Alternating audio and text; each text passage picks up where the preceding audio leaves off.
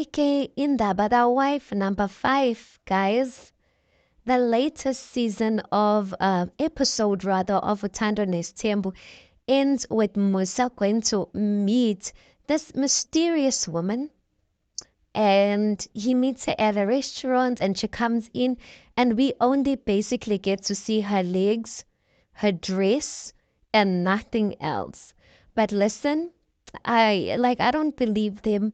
Now I will believe it when they show the lady's face. For no, like we don't even know. Uzothola ukuthi even and they reveal that episode that it could be maybe someone, maybe a sister of his, is one of his sisters, or I don't know, like meeting someone and talking about wife number 5.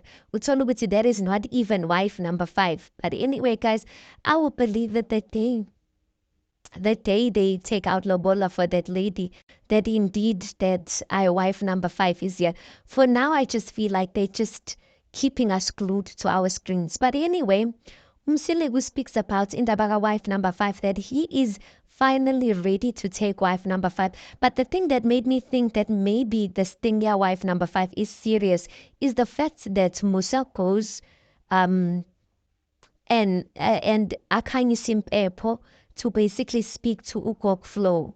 Ugok Flow or Flow. Akhulume Flow, like basically speaking to his ancestors, is what big indaba yokuthi he is going to lobola another wife. So I know in the black culture that is a very serious thing. You don't just kindly simpepo, you don't just light that, I don't know how to call it in English. You don't put on fire that herb because they believe that it connects them to their ancestors. So you don't just do it for nothing. So the fact that he's mentioning it to his ancestors means that it's something like that's really there. I might be wrong about, that they just playing with us. But even if they're not playing with us, they definitely are toying with us for dragging it on for like so long. Like how long, guys? How long have they been speaking about wife number 5? Anyway, so he tells Gokflo that Musa basically says that he doesn't need permission from any of his wives. He just needs to inform his wives, and that he only needs to get permission from Flo, because Flo is the one who knows about the vision. She was there before any of the wives. So he informs his Flo that he's going to take wife number 5, that he wants to pay lobola for her. And quite frankly, says that after that, then they're going to take out lobola for Umpumelelo, because Umpumelelo Netsu is apparently getting married. So when he was speaking to Matlele, he was basically saying that Mpumelelo needs to get married as well, and Mpumelelo wants to get married. But of course, once Mpumelelo gets married, it means that Mpumelelo is basically closing the gates for him, cause I guess to him he doesn't see it as like something that makes sense for him and Mpumelelo to be getting married at the same time. So he wants to just get married, close that chapter, and then open it up for his kids to get married. And then they have a meeting, you guys. Umpumelele has the meetings with, I don't know, his relatives, his uncles, or I really don't know who are those people, about Indaba Yuguti. He wants to pay lobola for 3 women at the same time. So he wants to send cows. He wants to send his family to 3 families all at the same time, all in one day.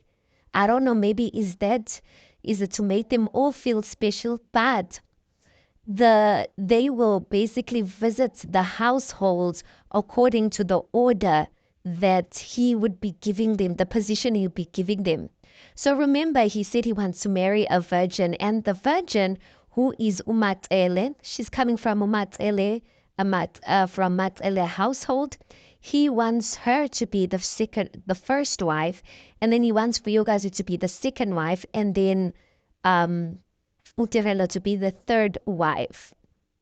And I'm just like, is it a coincidence that he's also taking a Tsele as his first wife, because his first wife is a Tsele as well.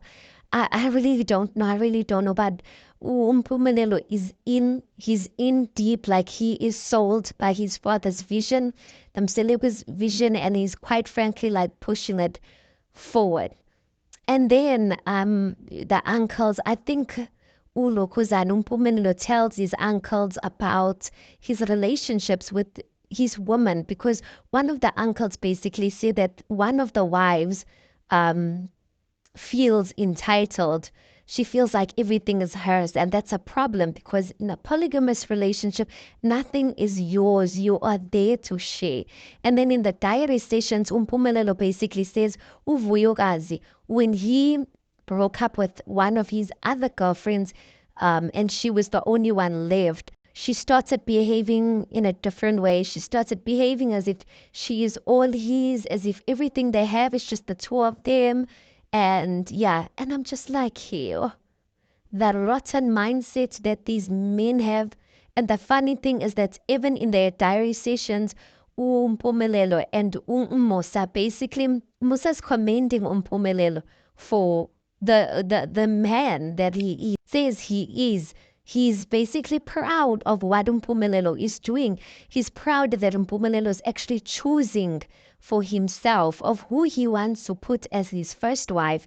And Musa goes into detail about the same thing that I said in another video of mine, guys, that when you're a girlfriend, you don't have a position.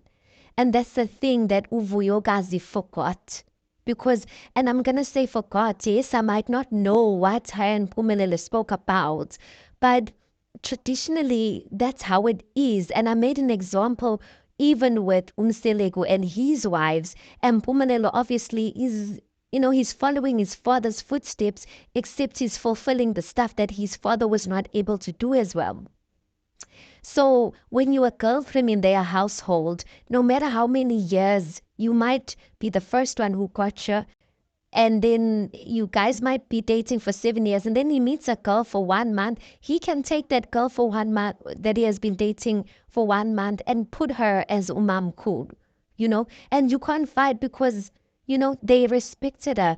Umsilegu says that we respected her because she's the one who gave Umpumelelo his first kid, but not that she was umamkhulu. A girlfriend doesn't have a position.